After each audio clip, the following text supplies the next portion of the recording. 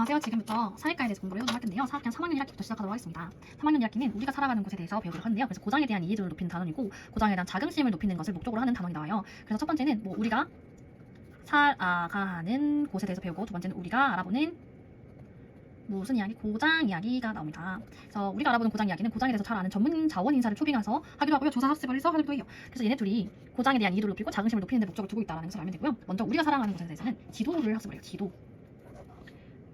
먼저 지도에는 인지 지도가 있고요. 인지 지도, 백지도, 심상 지도가 있다라고 크게 구분하면 되는데요. 인지 지도 같은 경우에는 자기가 가지고 있는 개별적인 공간에 대한 모형 이렇게 정의가 되어져 있는데 그렇게 중요하지 않고요. 또 백지도 같은 경우에는 밑그림만 그려져 있는 기본적인 밑그림만 그려져 있는 것을 백지도라고 하고요. 심상 지도는 뭐냐면 어떤 공간에 대해서 어떤 장소에 대해서 가지고 있는 심상을 나타내는 지도라고 보면 돼요. 그래서 심상 지도에는 형태적인 것과 그리고 지시적인 것과 평가적인 심상 지도로 구분이 되는데요. 형태적인 심상 지도는 말 그대로 형태를 나타낸다고 보면 되는데 먼저 표현 범위나 외곽 형태나 내부 형태를 나타내요. 지시적인 건 뭐냐면 개별적인 거, 개별적인 정보를 나타낸 거라고 보면 되는데 인문적인 요소를 나타낼 수도 있고 자연적인 요소를 나타낼 수도 있어. 인문은 사람들이 만든 거고 자연은 말 그대로 자연적인 것을 말하는 거고 평가적인 것은 지역 이미지나 지역 수식어와 같은 것을 말합니다. 그래서 심상지도는 이렇게 구분이 된다. 그러면 지도 학습을 할 때는 가장 중요한 것은 지도 학습을 할 때는 장소감에 대해서도 나오는데요. 이 장소감이 뭘까요, 여러분? 장소에 대한 감정이라고 생각하면 쉬운데 인지적인 것이 있고 정의적인 것이 있고 행동적인 것이 있어요. 인지는 뭐예요? 머리로 안다는 거죠. 그래서 내가 알고 있는 장소를 그릴 거야. 정의는 뭐예요? 내가 좋아하는 장소, 행동은 뭐예요? 내가 알리고 싶은 그걸 행동을 한다는 거죠. 알리고 싶은 장소를 그릴 거야. 그래서 장소감의 종류는 세 가지가 있다. 그러면 이 장소할 때 장소랑 공간이랑 어떤 차이가 있을까요, 여러분? 장소랑 공간이랑 별로 차이가 없는 것 같은데 장소 같은 경우에는 주관적이고 문화적인 요소라고 보면 돼요. 하지만 공간이라고 했을 때는 수상적이고 객관적인 개념이 공간에 해당해요. 예를 들면 거리나 있을까요? 면적, 밀도와 같이 이렇게 객관적이잖아요. 거리, 면적, 밀도는 객관적이니까 공간을 지칭하는 말이고 장소 같은 경우에는 주관적이고 문화적인 개념에 해당한다라고 보면 되겠습니다. 자, 그리고 또 이어서 지리로 넘어가 볼게요. 지리적인 부분에서는 사적 지리와 공적 지리가 구분이 되는데요. 사적 지리는 예를 들어서 뭘까요? 장소감이요. 장소감. 지리 어떻게 보면 지식이라고 볼 수 있는데 장소감이에요. 그래서 암묵적으로 뭔가 형성된 것을 사적 지리라고 하는데 예를 들어서 어떤 도시가 있는데 옛날부터 그 도시에 살고 있었던 사람들은 어디가 구도심인지 어디가 신도시인지 알잖아요. 그래서 여기가 구도심이고 여기가 요즘 형성된 신도심이야. 이런 식으로 말하잖아요. 암묵적으로 형성된 그런 지식들을 사적 지리라고 하는 거고 공적 지리는 뭐냐면 말 그대로 공적으로 공인받은 그런 걸 말해요. 공적으로 공인받은 그런 지식들을 공적 지리라고 한다라고 합니다. 그러면 지리에는 먼저 지리 정보 기술이 있어요.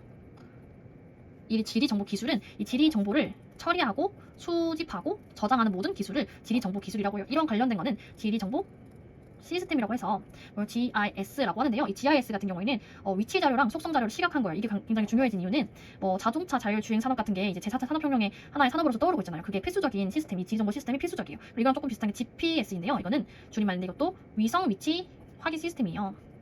이 위성 위치 확인 시스템은 뭐냐면 위성 항법 장치라는 게 있어요. 위성 항법 장치에서 신호를 보내면 현재 위치를 계산할 수 있도록 하는 거예요. 그래서 우리 내비게이션은 가능하잖아요. GIS와 GPS가 지리 정보 기술 중 하나 시스템을 구축된 것이다라고 보면 되겠습니다. 자, 그러면 이거 지도에서 또 하나 더 뭐가 있을까요? 지도에서 하나 더 하면은 디지털 영상 지도를 들 수 있겠네요. 자, 디지털 영상 지도는 뭐예요? 우리가 사용하는 디지털 영상 지도는 뭐냐면 여러 가지 항공 사진 같은 거를 정사 보정해서 지도처럼 볼 수 있도록 수직 형태로 나타내는 것을 말하는데요. 이때 중요한 것은 정사 보정이란 말이에요. 정사 보정은 뭐냐면 여러 가지 사진 같은 것들은 수직적인 형태로 나타나 있지 않잖아요. 근데 이걸 다 수직으로 보이도록 보정을 한 것을 정사 보정이라고 하는 거예요. 이제 정사 보정을 통해서 만들어진 자료들을 디지털 영상 지도로 볼 수 있는데 이 디지털 영상 지도는 확대와 축소 기능이 가능해서 다양한 면적으로 볼 수 있다는 장점이 있겠습니다. 그리고 이 지도에서 방위가 나오는데요. 이 방위는 절대 방위와 상대 방위로 구분이 되잖아요. 상대 방위는 뭐예요? 상대적으로 본다는 거잖아요. 그래서 나를 기준으로 내 앞에 있는 것은 앞이라고 하고 뒤에 있는 건 뒤라고 하고 오른쪽은 오른쪽, 왼쪽은 왼쪽이라고 하는데 내가 어디를 바라보느냐에 따라서 항상 달라지잖아요. 그렇기 때문에 상대 방위라고 하는 거고 절대 방위는 절대적인 기준이 있는 건데 절대적인 기준이 뭐예요? 항상 북쪽을 기준으로 본다라는 것입니다. 북쪽을 기준으로 본다는 것인데 이제 이 절대 방위 같은 경우에는 지도 학습을 본격적으로 한 4학년에 나오는 개념이기 때문에 지금 3학년 1학기잖아요. 절대 방위를 사용하는 것이 옳지 않을 수 있지만 학생들 수준에 따라서 수준을 고려해서 상대 방위를 사용할 수도 있고 절대 방위를 사용할 수도 있다. 이렇게 조금 제한을 풀어주는 느낌으로 지도서에는 서술이 되어 있습니다. 자, 그리고 또 하나 더 주요 지형 지물이라는 개념이 나와요. 주요 지형 지물, 말 그대로 주요한 지형 지물이라는 말이죠. 쉽게 말해서 랜드마크라고 하는데요. 랜드마크 그 도시에서 잘 보이는 그런 랜드마크라고 생각하시면 됩니다. 심상지도랑 상상화랑 똑같을까요? 심상이 아무래도 내가 가지고 있는 거를 알고 있는 거를 그리는 거니까 똑같을까요? 아닙니다. 사실 상상화는 실제로 존재하지 않잖아요. 하지만 심상지도 같은 경우에는 실제 있는 정보를 바탕으로 그리지만 상상 같은 경우는 실제 있지 않은 거를 바탕으로 그리기 때문에 확실하게 다르다. 그래서 교육 과정에서 심상지도가 처음 도입되었으니까 그만큼 중요하겠죠. 자, 그러면은 심상지도랑 그림지도는 어떤 차이가 있을까? 심상지도랑 그림지도는 어떤 차이가 있을까요? 이 글씨가 심상지도 같은 경우는 목적이 뭐예요? 목적이 장소에 대한 자신의 생각을 드러내기 위한 게 심상 지도잖아요. 그림 지도 같은 경우에는 실제로 있는 장소를 한눈에 보기 위해서 만들어진 게 그 그림 지도예요. 자, 그러면 만드는 방법은 어떻게 될까요? 심상 지도 같은 경우에는 자유로워요. 그냥 자신이 가지고 있던 기억을 환기시켜서 자유롭게 그리면 되는 건데, 이 그림 지도 같은 경우에는 답사를 통해서 알게 된 정보를 그림이나 글로 나타내면 되는 것입니다. 이게 방법이고, 그다음에 유의할 점이 있어요. 유의할 점 같은 경우에는 심상 지도 같은 경우에는 실제 모습과 달라도 크게 상관이 없어요. 학생들이 기하학적인 특징을 무조건 완벽하게 비슷하게 구현해야 된다 이런 건 아니잖아요. 그래서 상상 같은 경우에는 실제 모습을, 아니 상상은 아니라 그림도 같은 경우에는 실제 모습을 비슷하게 정확하게 반영을 해야 한다라는 점이 유의점이었고요. 그리고 그 그림도 같은 경우는 초등학교 2학년에서 배우는 건데 이제 하는 건데, 심상지도 같은 경우는 초등학교 3학년에서 한다라는 차이점이 있죠. 이 GIS를 이용해서 만든 게 공공 참여형 GIS라는 게 있어요. 이 공공 참여형 GIS는 공간에 대해서 의사결정을 할 때 GIS 기술을 사용한다는 거고요. 비슷한 개념이 있어요. 커뮤니티 매핑이라는 비슷한 개념이 있는데, 예를 들어서 자발적으로 어떤 그 지도에 필요한 정보를 수집하는 거예요. 시민들이 정보를 수집하고 자료를 공유하는 건데, 예를 들어서 저는 이런 것도 봤어요. 네이버 지도 어플을 사용해서 그 애견인들이 주로 많이 갈 수 있는 곳이잖아요. 폐지 동반해서 갈 수 있는 카페 같은 것들을 정보를 다 모아놔서 그걸 공유하는 거예요. 링크를. 그래서 그 링크를 받으면 그 지도가 딱 보이는. 그래서 커뮤니티 매핑은 그런 게 아닌가 하는 생각이 들고요. 또 생활안전지도라는 개념이 있어요. 생활안전지도는 말 그대로 생활에서 안전과 관련된 모든 정보를 지도 안에 넣는 거죠. 예를 들면 그럼 뭐가 있겠어요? 경찰서나 소방서가 어디 있는지 그런 것들이 표시되어 있겠죠. 또 그 지도에서 나타내는 그 범위는 고장의 범위 수준으로 가르친다고 하는데, 이 고장의 의미는 뭐냐면 사람이 많이 사는 지역이나 지방을 의미하는 거고요. 그리고 지도에서는 특징이 있는데 색깔로 많은 걸 표현한다는 거예요. 정보를 빨간 색깔, 파란 색깔, 갈색, 노란색, 검정색 이런 식으로 구분이 되는데, 빨간색 같은 경우에는 열과 관련된 거, 아니면 주택이나 도로가 있고요. 파란색 같은 경우에는 그런 물과 관련된 거죠. 바다나 강. 그러면 갈색, 노란색 같은 경우에는 뭐예요? 땅의 높낮이를 표현하는 데 많이 쓰이잖아요. 그리고 검정색 같은 경우에는 관공서나 철도 같은 것들을 나타낼 때 검정색을 많이 써요. 이게 딱 정해진 건 아니지만 지도별로 다를 수도 있지만 대부분 이런 의미를 가지고 있는 경우가 있다. 그리고 나와 있는 게 그 여러 가지가 있는데, 내러티브 위치인지라는 게 있어요. 내러티브 위치인지는 뭐냐면 그 랜드마크에 대해서 내 의미를 부여를 하는 거죠. 나만의 이야기, 내러티브의 이야기하는 거잖아요. 그래서 랜드마크에 대해 나만의 경험이나 이야기들을 이렇게 만드는 걸 내러티브적 위치인지라고 하는 것이고요. 그리고 공간 인식력이라는 거 있어요. 이 공간 인식은 말 그대로 공간을 인식하는 건데, 공간 조망력, 공간을 조망한다. 공간 조망력과 그리고 공간 요소 분류력, 그리고 공간 구조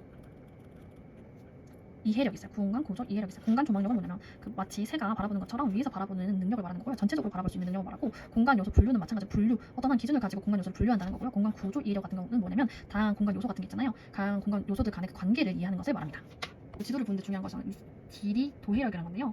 이제 도해력은 뭐냐, 그거 보고서 그냥 보기만 하는 건 아니라 해석할 수 있다는 것을 말하는 것입니다. 이 정도만 알면 될 것 같습니다. 이랑 관련된 이야기를 좀 해보면 좋을 것 같은데요. 지금 말한 3학년 1학기 때 이거 배우는 거는 영역이 지리 인식 영역에 포함되는 것이고요. 관련된 핵심 개념은 지리적인 속성과 지리적 속성, 그리고 공간 분석이라는 핵심 개념이랑 관련이 있어요. 자, 지리적 속성, 공간 분석. 지리적인 속성은 어떤 고장에 대해서 고장의 위치랑 범위를 인식하는 거예요. 네, 맞아요. 범위를 인식하는 거고, 그리고 공간 분석의 의미는 뭐예요? 말 그대로 공간을 분석하는 건데, 지리 지식이나 그러니까 GIS 아니면 지도에 대해서 기본 요소잖아요. 이게 지도 기본 요소 배우진 않지만 GIS, 지리 지식 같은 거를 공간 분석에 해당하는 내용 요소가 해당하는 핵심 개념이에요.